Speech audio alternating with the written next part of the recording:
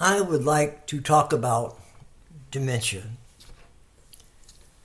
I was going to talk about my personal experiences with my wife who died of dementia, and it is a horrible way to die,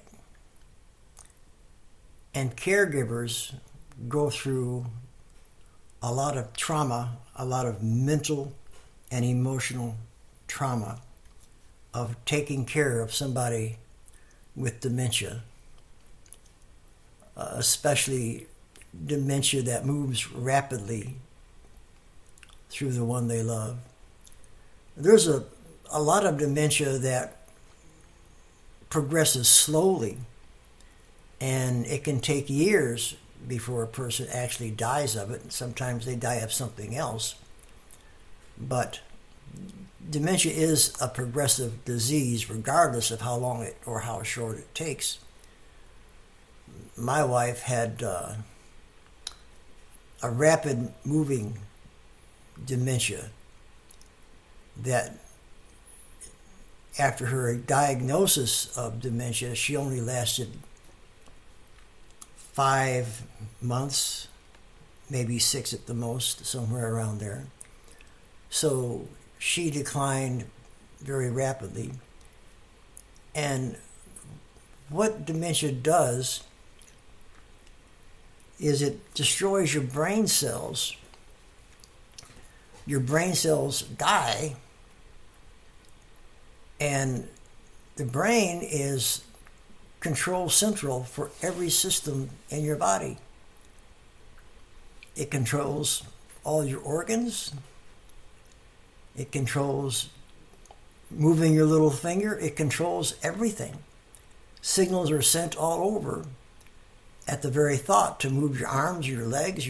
You're walking, you're talking, you're breathing. Your brain is control central. So when the communication of your brain is interrupted, when cells begin to die, you're going to start losing control. You're going to start missing words. And by the way, they say that missing words is, they used to say anyway, that missing words is a sign of aging. I guess they determined that because people as they get older start missing words. But missing words should not be a sign of aging, because many people age to 100 years old and they don't forget words. They don't forget things. Their memory is sharp. A lot of people do start missing words, but that's not a sign of normal, healthy aging. It's a sign of dementia, whether it's mild or a little worse than mild. Missing words is a sign of dementia. Alzheimer's is a very common dementia, but it's still dementia. It's in the dementia family. So when a person has dementia, their brain cells might start, or they will start dying, and you never know what's going to die next. And people start losing not only words here and there, but they start losing words more frequently. They lose their train of thought easily. They forget more words as time goes by. They walk into a room and forget why they went there. They went to town, can't remember what for. And these problems just get worse and worse as time goes by.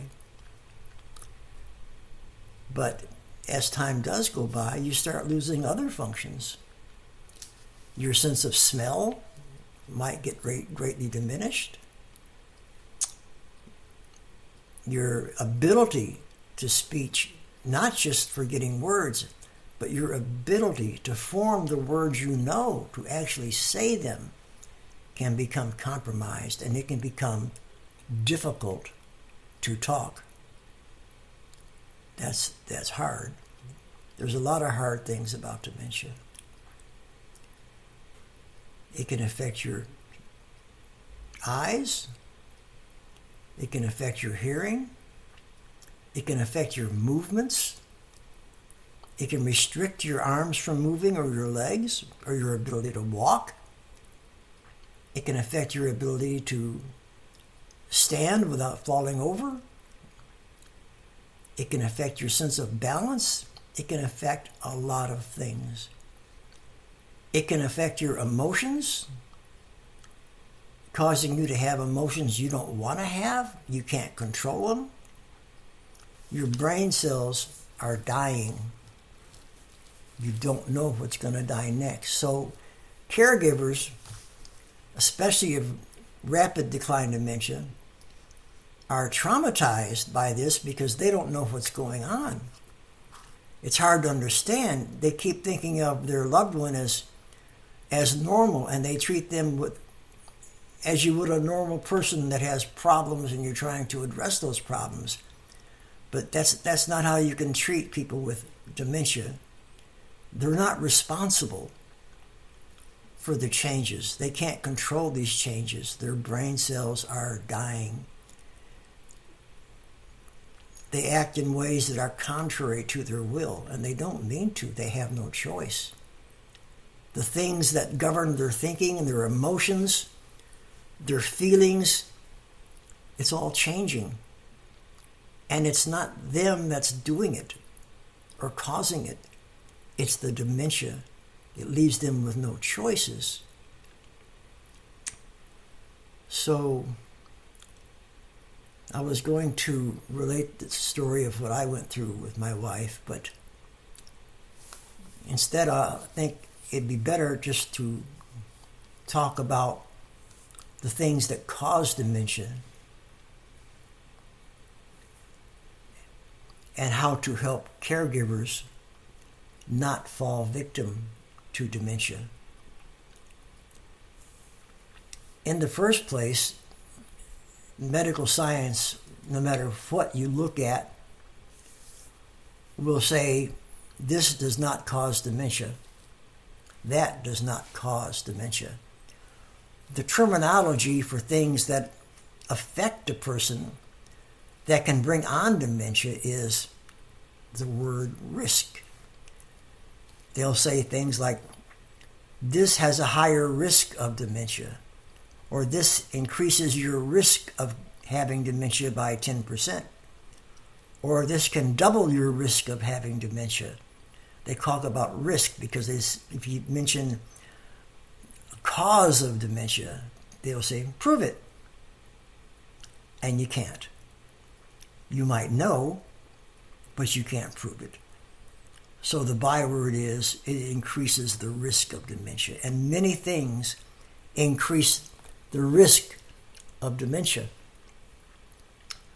One of those things that caregivers go through, taking care of a loved one with dementia, is the mental stress, the mental trauma, and the emotional trauma of not knowing how to deal with this new problem that they're facing. Most people don't know anything about dementia when they get into it. They're taken by surprise. They have no training, no understanding. Nobody talks about this hardly. And so they're always in turmoil, wondering what to do, how they can handle it. They're not happy with their reactions. They lose patience with the people they love because they don't understand what's going on. And so as their loved one digresses and gets worse, there's new things all the time that are happening. And so as soon as you get kind of used to one downturn in their life, they experience another. So you have to learn about that and how to deal with it and how to work around it. And then as soon as you learn about that, there's something else that they lose. And then you have to learn all over again how to handle that, what to do here, what to do there. And every time you learn the next step downward, another step downward comes along. And it keeps you in mental trauma. And during this time, because of the mental stress, you lose sleep. You lose a lot of sleep. Anytime your loved one gets up in the middle of the night, you don't know what's going on or what they could do. So when they move, you wake up. It's like having a baby in the room. If you sense any kind of trouble, you wake up. So one of the things that can increase your risk of dementia is emotional trauma and mental trauma of dealing with somebody that has dementia. Another thing that puts you at risk for dementia is chronic lack of sleep, which you will have in the later stages. You will have chronic lack of sleep. I got 2 to 3 hours sleep a night for probably 3 months straight. That really increases the risk for dementia, especially when it's coupled with mental and emotional trauma. Something else that increases your risk for dementia is medications. And it doesn't matter if the medications are prescription or over the counter. Both can have side effects that increase your risk of dementia. And I'll name one in particular. My wife had fibromyalgia. And for fibromyalgia, one of the common drugs to prescribe is gabapentin. When my wife came down with dementia, I looked up every drug, prescription drug, over-the-counter drug, that either one of us had been taking, and she was on gabapentin. Well, one of the side effects, it's one of the few ones that I found that listed dementia as a side effect of taking the drug. I mean, plain and simple. Side effect, dementia. So you're only supposed to take gabapentin for a short term, one prescription to get you through something. But if you have long-term pain, like from fibromyalgia, you're on gabapentin steadily. And the side effect of of gabapentin is dementia. So I learned that anything that hampers the brain in any way that any drug that negatively affects the brain in any way is something that we should avoid. A lot of drugs, if you look them up, they'll list side effects in 3 categories. It'll go common side effects, less common side effects, and rare side effects. But lump them all together. A side effect is a side effect.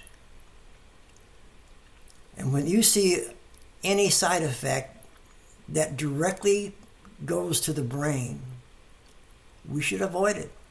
I see a lot of drugs where the side effect is confusion. That's a brain operation. Confusion. Brain fog. Some side effects, this brain fog, that affects the brain very negatively. Anything that affects the brain, we should avoid. Especially if we're going through chronic lack of sleep and trauma. And then you combine that with these drugs that we've been taking. Anyway, I checked out every drug that she had been taking, and 3 of them were very heavy into either a side effect of dementia or brain fog or confusion or loss of words or any of that. And you put them all together and you don't have much of a chance of avoiding it. Your risk is through the roof. Another thing that is something to look at is over-the-counter drugs. one of the worst drugs you can take for your brain over the counter was Benadryl. I looked up the drugs my wife and I were both taking, and both of us took Benadryl, not every night, but most every night, to help us sleep at night. It really works great for helping you sleep. But when I looked up Benadryl, and one of the side effects was confusion, brain fog, impaired memory. Yeah, right. That was Benadryl. And as websites came up on Facebook all about dementia and dementia groups and group helps for people that are dealing with dementia,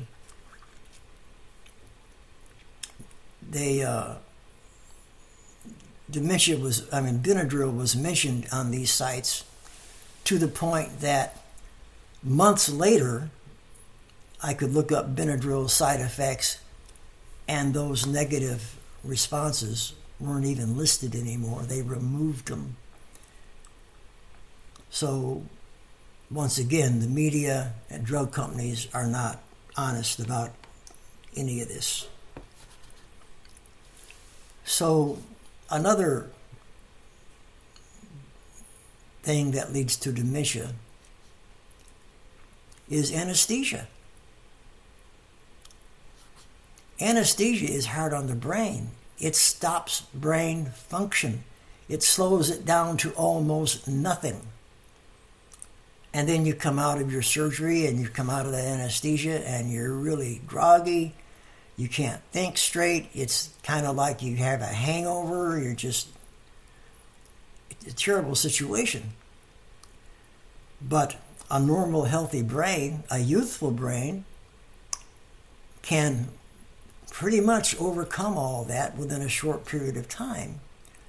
But as you get older, your brain is less able to deal with amnesia or anesthesia. It's harder to deal with that. It's harder to come out of it.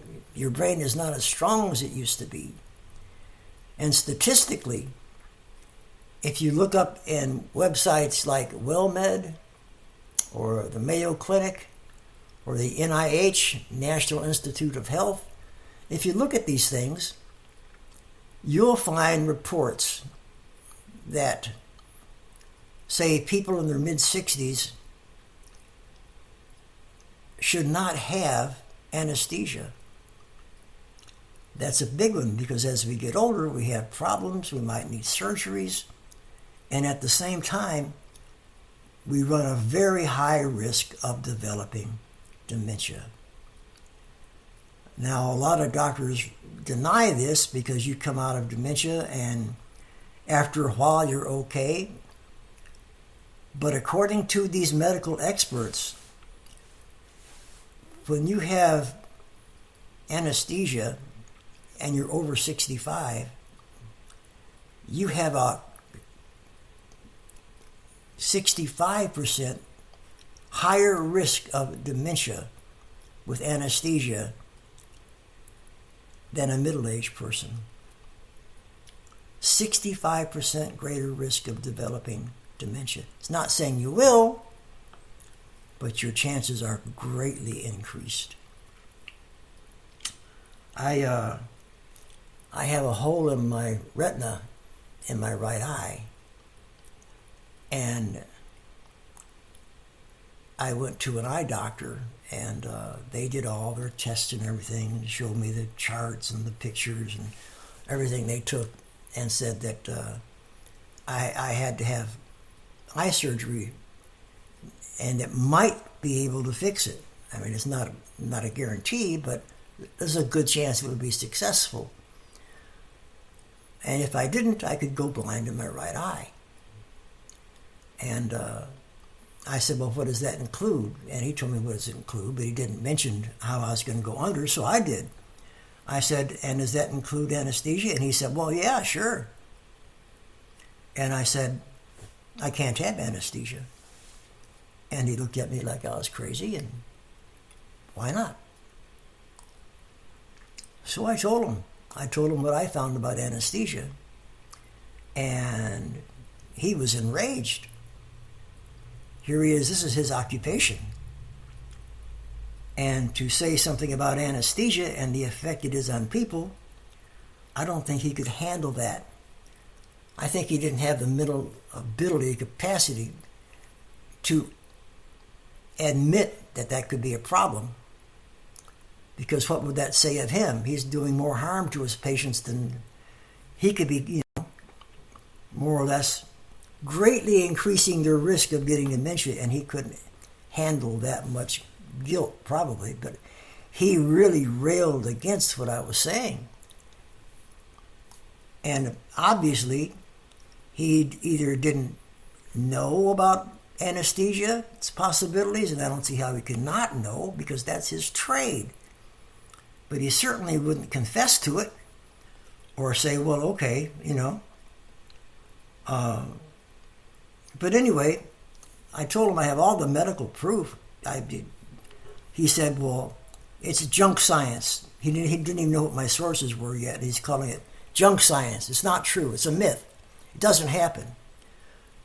He said, you need to check with some credible sites like WellMed or the NIH and or the JAMA publication, the Journal of American Medical Association. You need to check with reliable sources like that. And I said, well, okay, I can get you that information. He said, show me. Show me where it says that. So I already had that information. I just went home and made copies of it, brought it into his office, and dropped it off at the secretary. And I said, Dr. So-and-so was waiting for this, because he did ask, show me. So I said, the doctor's waiting for this information. So I knew when I said that, it would get the information to him. And here's this surgeon, and he called me on the phone at home and talked to me for an hour. I thought, wow, this surgeon, wow, doctors don't usually do that. He talked to me for an hour, proclaiming up one side and down the other that this is junk science. Now, these are from publications that he said, these are good publications. He said, that's junk science. It's a myth. He said, he's done this so many times and never had a problem. Well, of course not. You won't know there's a problem right away. People that develop dementia after anesthesia, sometimes it can take a year. So they say, well, it wasn't the eye surgery. You're healed from that. But no, it takes a while to get it going. So my bottom line, personally, is dying of dementia is such a traumatic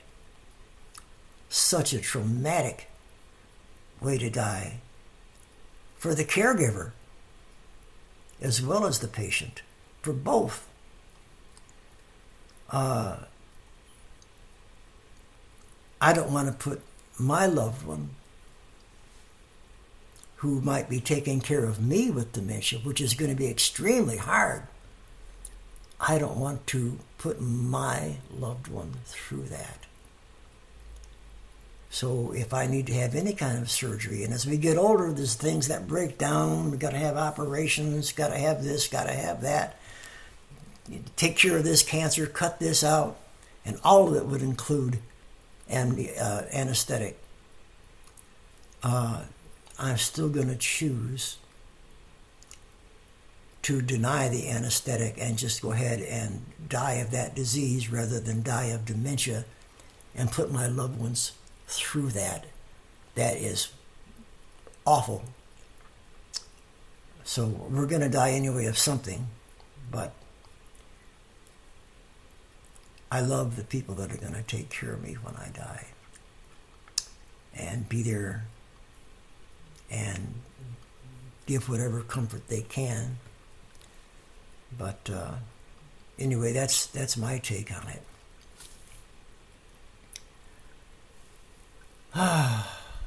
Well,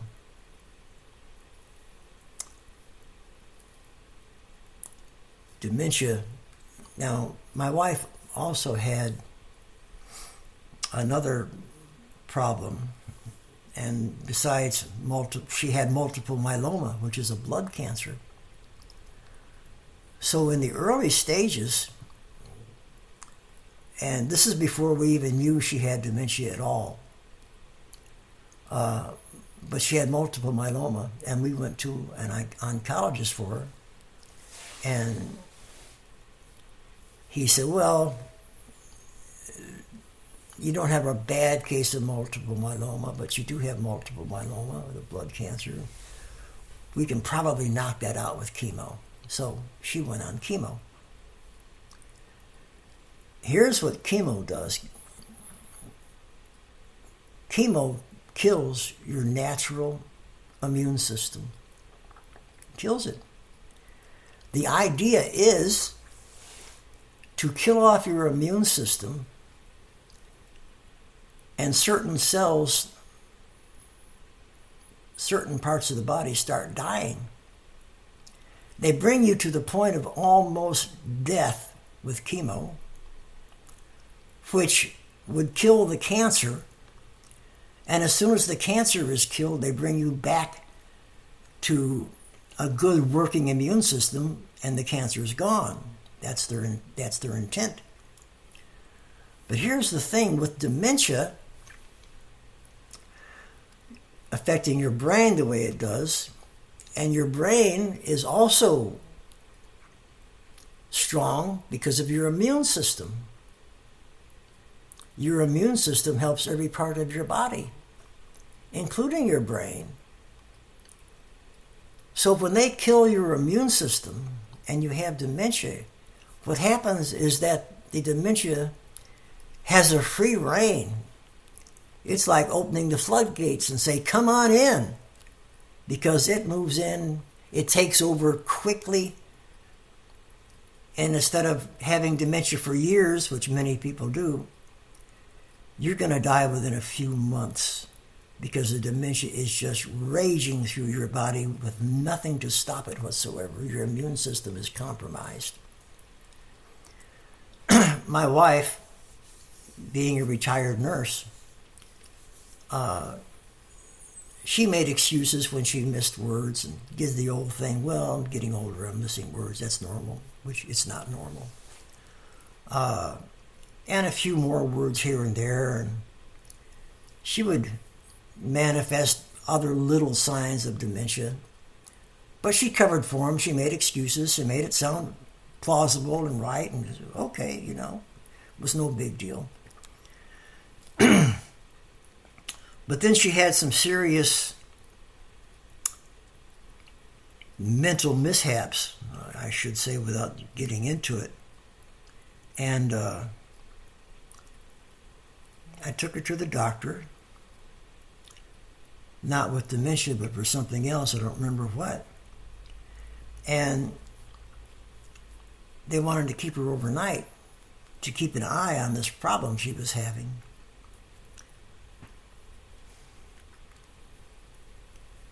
And during the late evening, people with dementia usually get worse. I think they get tired throughout the day's activities, and they get tired, and when they get tired, the dementia manifests itself more openly.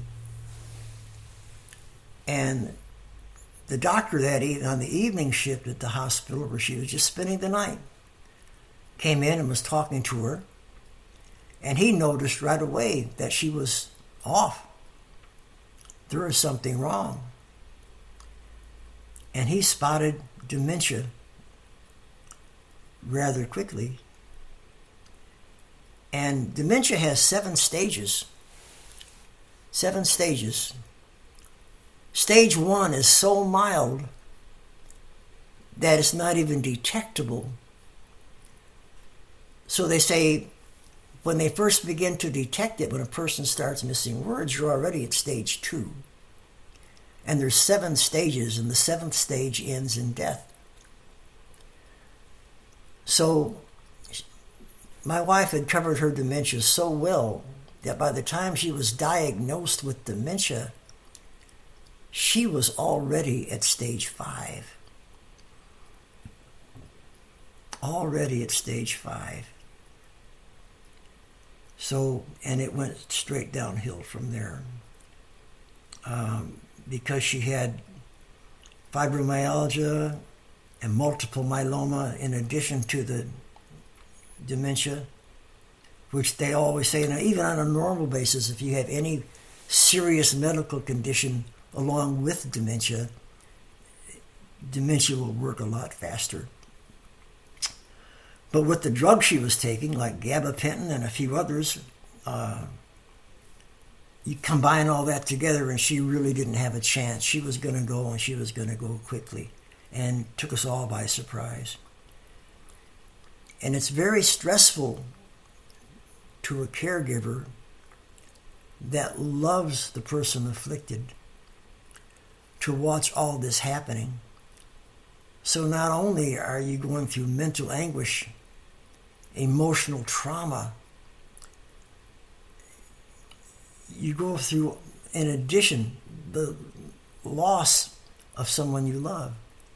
And seeing someone you love go through this, and your life becomes so chaotic with all the cleaning that has to be done when they develop constant diarrhea, for instance. My wife, because of all this stuff, she got hit with diarrhea, and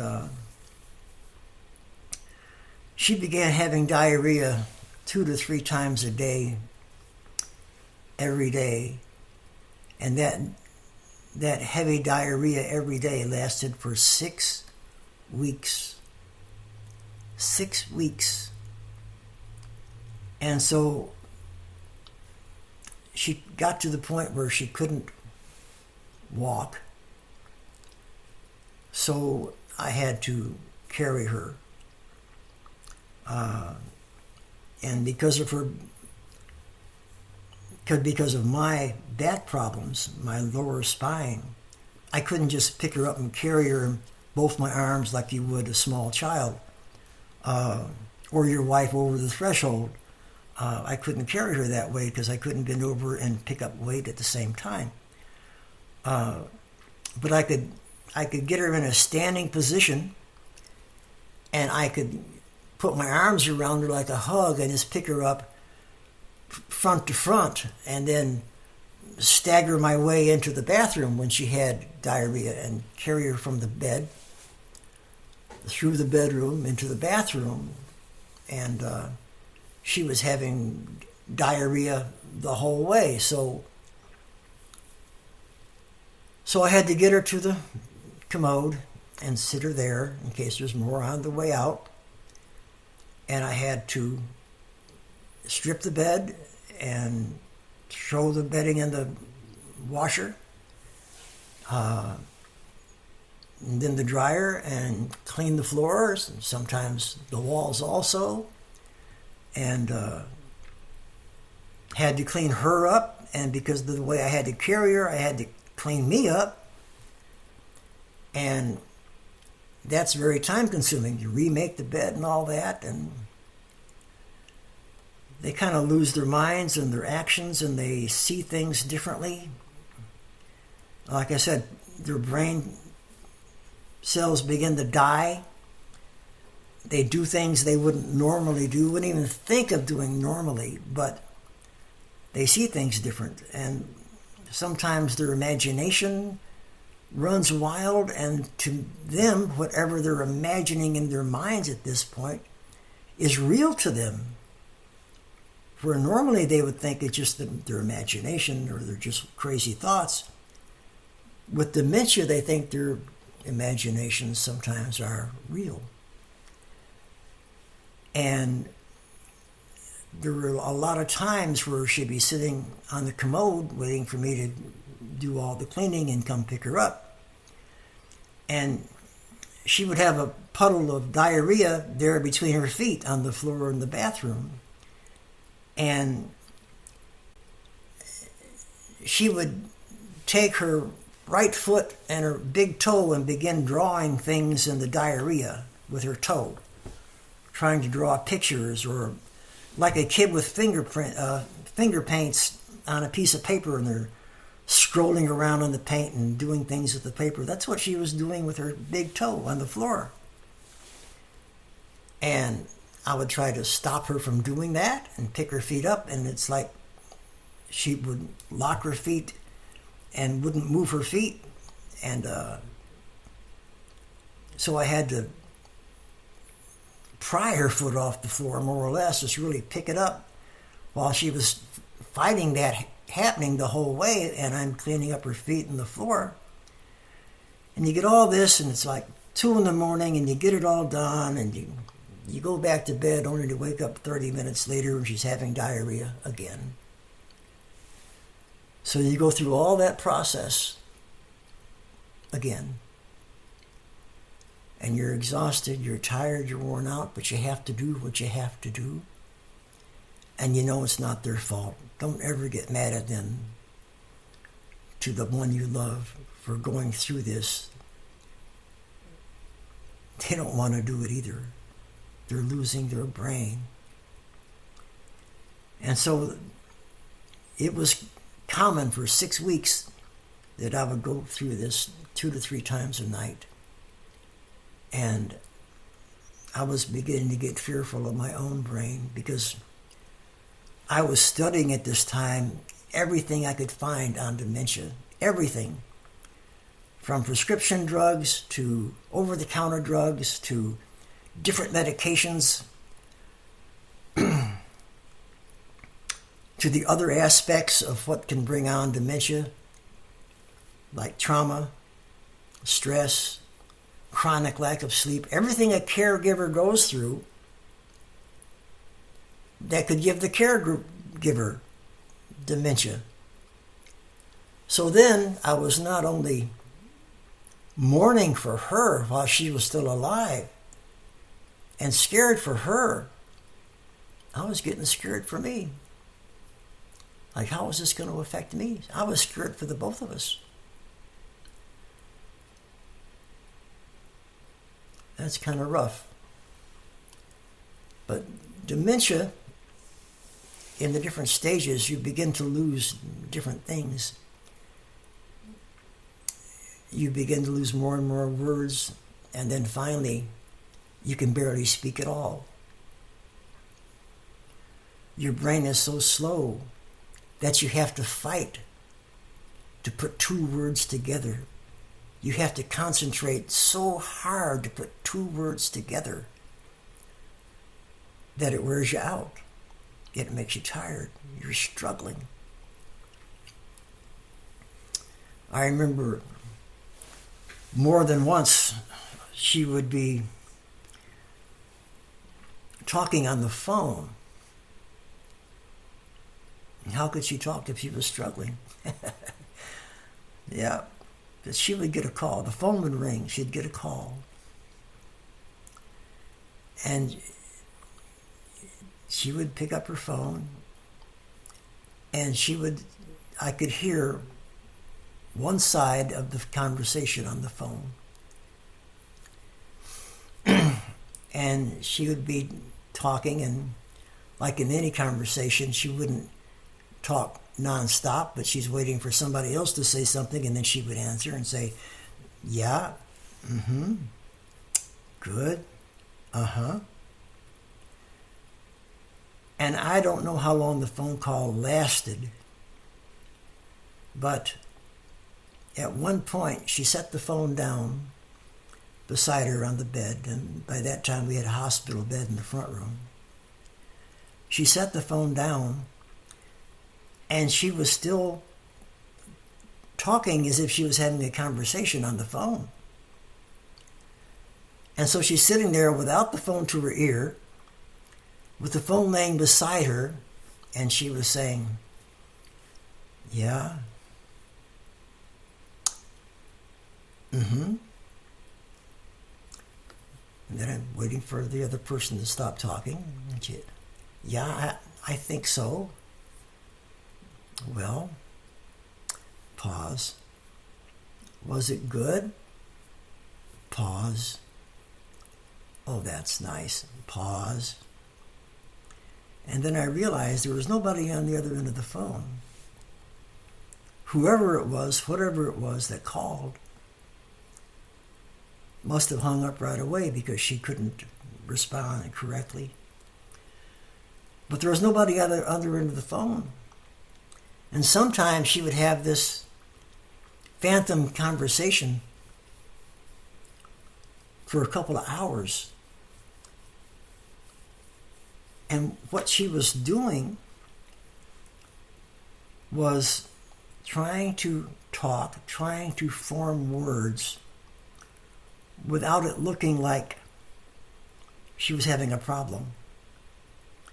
So she would fake her into the conversation just to say words sporadically instead of altogether like a normal person would talk in a conversation, just one word after another. She would have these long pauses. Well, that got worse and worse, and it got to the point where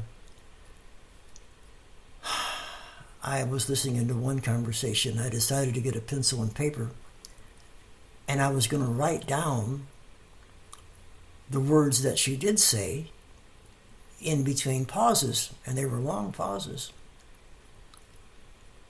And she'd say, I write down the letter I, and she would pause, and she would sigh and breathe. And you could see her straining to talk, and she'd say, think. So there's two words, I think, followed by another long pause. So I'm waiting, and her forehead wrinkles up and her eyes squinch tight, and she's concentrating really, really hard. That. So now there's three words, I think that. It was beginning to make sense. And she did this, and rather to keep going on with these long pauses, even in making this YouTube, I'll cut that short because it's painful to listen to. But it took her 15 minutes to say a sentence. That's how long the pauses were.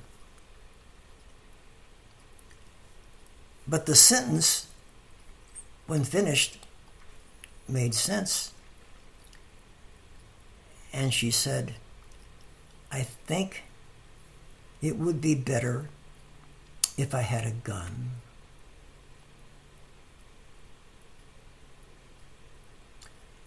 Took her 15 minutes under a lot of strain, mental anguish, and effort to say that. But when she did, the first thing I did was remove all the guns from the house. Not that she could have accessed them anyway, but you never know when a person might rally a bit and find their way to where the gun was. But anyway, that's the way that was. And I wondered because she would be eating less and less all the time until she was finally down to a piece of toasted bread with peanut butter on it. That would be her meal, sometimes for the day. And then eventually she quit eating that and just had a bite. So she is losing her ability to swallow. Not only that, like I say, all things are governed by the brain. She was losing her ability to digest food. Eventually, she stopped eating altogether. And by the way, when that happens, if you talk to hospice, they will say, don't ever force a person to eat. They stopped eating because they can't. It hurts them to swallow, and it hurts them to have food in their stomach when their stomach cannot digest it. You lose your ability to digest the food, and everything hurts. And about that time, because during this process, I was all alone, period. I was all alone. She has a daughter that lived in the area that never came to visit. Her daughter never relieved me so I could go to town and get food. I was there by myself. And in the later stages, when my wife could not eat, could barely talk, the daughter came in and accused me of trying to kill her mother by starvation. But I was following hospital guidelines. And that really hurt. But from what I understand, that's a common reaction of relatives that are not caregivers. They just want to come in and tell you how to be one, but they don't help at all. A lot of caregivers have brothers and sisters, and yet they're the only one that will take care of their parent that has dementia. That is sadly common, and what a terrible thing to say about human nature, but you learn a lot when you're a caregiver to somebody with dementia. You learn a lot about people. But when hospice came in, they would come in for a couple of hours, and that gave me the opportunity to run to Walmart, pick up some groceries and supplies and whatever I needed, and get back home. So that was some relief. And in hospice, they also have what is called respite, where one time during the ordeal with dementia of your dying loved one, they will come and pick her up and take her to the hospital for 5 days to give you a longer break. And so what do you do with that longer break? Well, you still can't sleep, and you wind up going to the hospital to be with your dementia patient. Only it's not quite so hectic because the nurses are taking care of them, but at least it's a break. Eventually, the loved one will lose the ability to not only to eat, but to drink. And as a person goes through stage 6 to 7 and into 7, not only do they lose the ability to swallow, they lose the ability to say anything. They can't talk at all. They've lost that. Losing your sense of smell is one of the first senses that you lose. And then after that, you can't eat or drink. You can't swallow. You lose the ability to talk. Things start going. A couple of days before my wife actually died, she lost her vision. So there she was, couldn't eat, couldn't drink, couldn't smell, couldn't see. The only thing left she had was hearing. Hearing is the last thing to go.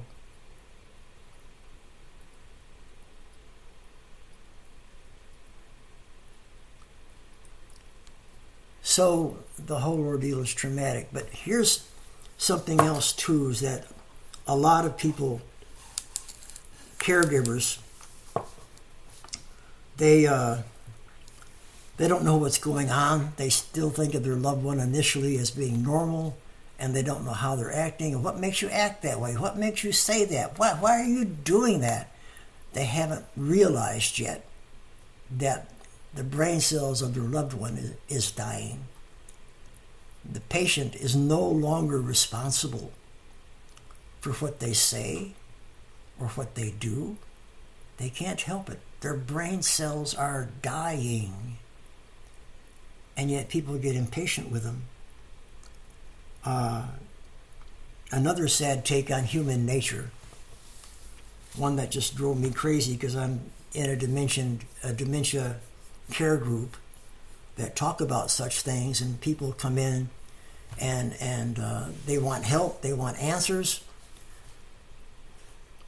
and a lot of them are around there and they're saying, I can't do this, I can't do this. And by the way, when you're a caregiver, you will feel like that a lot. I can't do this. It's too hard. I can't do this, and you're too stressed out.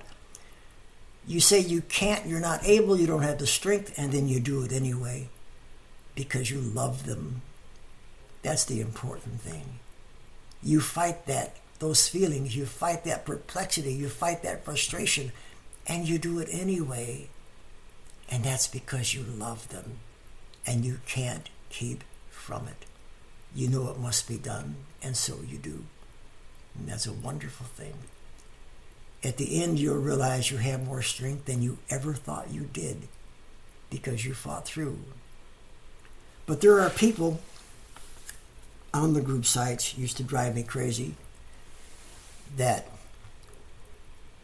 one of the things they say to get out of their situation is, I can't do this. I'm not going to do this anymore. I'm going to take them to some senior citizens place where they take care of people with dementia. I'm going to take them to this home or that home or some kind of a facility. And I'm thinking, how sad that is. What about the marriage vows? What about the marriage vows that say, till death do we part? What happened to that? In sickness and in health, oh, what happened to that? You want to bring them to somebody else to take care of because you don't want to deal with it anymore. What kind of love is that? Dementia and a loved one will test you. It will test your love. It will test your character. That's what it tests. You can look at it as a test of self. Can you fulfill those vows, or you want to duck out? And when do you want to duck out? When it first starts happening and you go, oh no, not me, man, I didn't bargain for this. If you got married, yes, you did. What about your vows? Anyway, I kind of hinted at that feeling in that group, and it didn't go over too well. Because people were very defensive. Well, I can't, because I've got this job to do, and I've got that, and I've got this, and I've got that, and I got this responsibility. Your first responsibility is to the one you married. Sell the house. You don't have money? You need money? Sell the house. Live somewhere else. Temporarily even. See your loved one through to the end. You know, I had to think when I was going through this.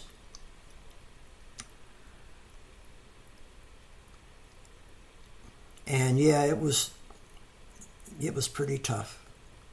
It was pretty tough. But dementia will test you.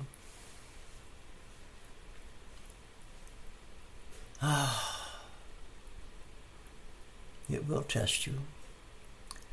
But early on, I was thinking not about what I was going through.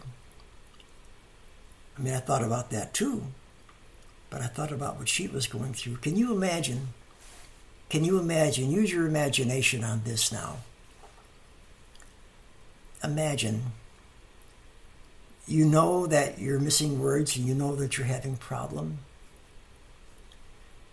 And you wake up one morning, and you open your eyes, and you glance over to the window and you think, where'd that window come from? That didn't used to be there. What about those curtains? Where'd those curtains come from? Those aren't my curtains. And you look around the room and nothing looks familiar, and you say, where in the world am I? Where did I wake up? How did I get here? What's going on? And it's like waking up to a nightmare. You don't know where you're at. And then somebody comes in that you don't recognize. It's your loved one, but you don't recognize them. They come in and you think, who are they? What are they doing here?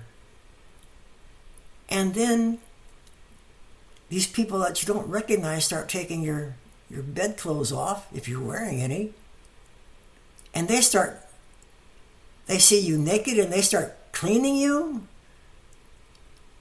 You're horrified. You're horrified. A stranger comes in and starts doing all that. You don't know where you are. You don't know how you got there. Can you imagine that?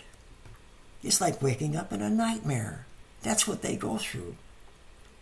You know, a lot of dementia patients, one of the common traits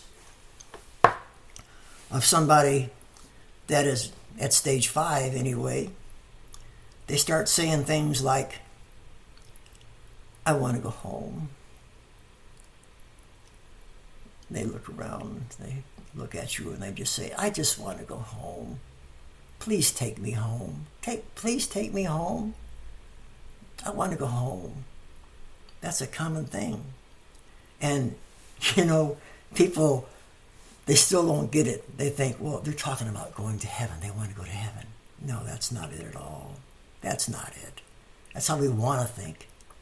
What's really happening is they don't recognize their own home. They know they're in a bad way. They know they're in a bad way. They know things are wrong. And they're in a strange house.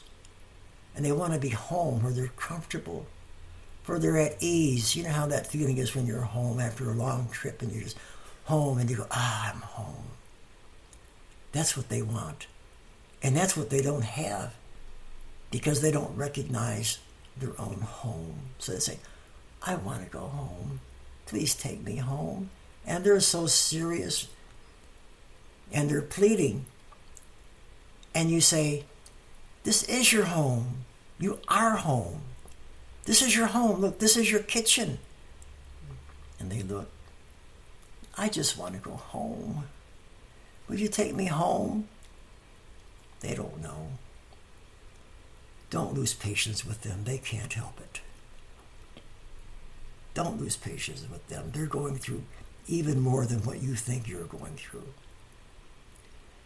So, when my wife did that, you know, we had her, or I had her on the back porch. I took the wheelchair and I put her in the wheelchair and I put her out to the back porch. We had a nice, good-sized deck. And she's sitting out there in the sunshine and she had her plants on the back porch and on the railing and things that she'd always had. And she was still saying, I want to go home. So then I went around and I got the dog. And I brought the dog on the back porch. And I said, look, here's the dog that you love. Here's your dog. And she recognized the dog. She recognized the dog. And then when I said, you are home, then she accepted that. But that's a common thing. Don't lose patience with your loved one. They're going through a living nightmare on a daily basis. So getting back to my wife's long-term diarrhea, which was maddening, I didn't understand how she could have diarrhea 2 or 3 times a day and eat next to nothing. Next to nothing. And still have diarrhea. I didn't understand that. And then it dawned on me on the final couple of days of her life. It dawned on me what was going on. Her body was digesting itself. She was deteriorating inwardly too. And what happened was, in the 5 or 6 months since she was diagnosed, she went from 100 pounds,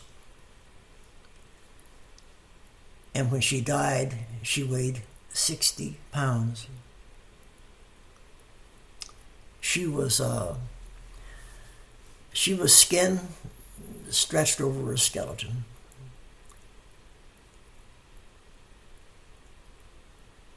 That was, she looked like some of the Holocaust victims that you've seen pictures of when they were rescued. They were just skin stretched over bone. 60 pounds, and that was the person I loved for 20 years. So that was hard. That was hard. So, besides medicines aiding the onslaught of dementia, some of them anyway, and the trauma of not enough sleep and the mental trauma of what you're going through, it's a mess. And a lot of the foods that we eat, I checked into that too. A lot of food that we eat is harmful to the brain. You need to look, check the internet, check dementia sites, find out what foods are hard on the brain, and stop eating them. Stop eating them. Alcohol is extremely hard on the brain. When you're young, you can get wiped out drunk, and that's okay. You can, get a little hangover, but so what? You're fine. But as you're older, you need to stop, because that can lead to dementia also, as does smoking, which cuts off oxygen to the brain. We do so many things that are harmful to the main controlling organ of our body that is amazing. Any of us live to be past 60. We eat the wrong foods. We have chemical exposure in the workplace, chemicals in the home, chemicals here, chemicals there. We have electromagnetic pulses in our electronic equipment, microwave ovens. All these things work together to destroy our brains. I belong to a dementia group that I really, really, really, really loved. And I was on it for a year after my wife passed away. And it was great. I got to help a lot of people. I got to calm their fears. I had the opportunity to explain what was going on with their loved ones. And it was great. But I also, at one point, after about a year, I decided, hey, wait a minute, these people are worried about themselves too, just like I was worried about all these factors through taking care of my wife and my own medicines and my own food and my own lifestyle, whatever. I was beginning to be fearful of my own mind, and it was on my thoughts every day. And so I decided to share with the group some of these things about what this video was about, talking about the things that really increase the risk of dementia. And because it was a caregiver site. And then I learned that if you're not talking about calming the caregivers and being comforting to the caregivers, which to me, pointing out these things that can actually cause dementia, or I should say greatly increase the risk of dementia, that's part of taking care of caregivers and helping the caregivers. But instead, one day I went to that site and I couldn't get on. I was no longer a member. And I thought, wow, that was sad. Because I miss helping those people. Those people are under a lot of stress, taking care of them and other people not understanding. But I understood their frustration and their fears. I understood what they were going through, the trauma that they were experiencing. And I don't know, I hope this video does somebody some good somewhere. If you know somebody that's going through it, well, maybe share this video with them. Maybe it will help. I don't know. But anyway, if you're still watching, thank you.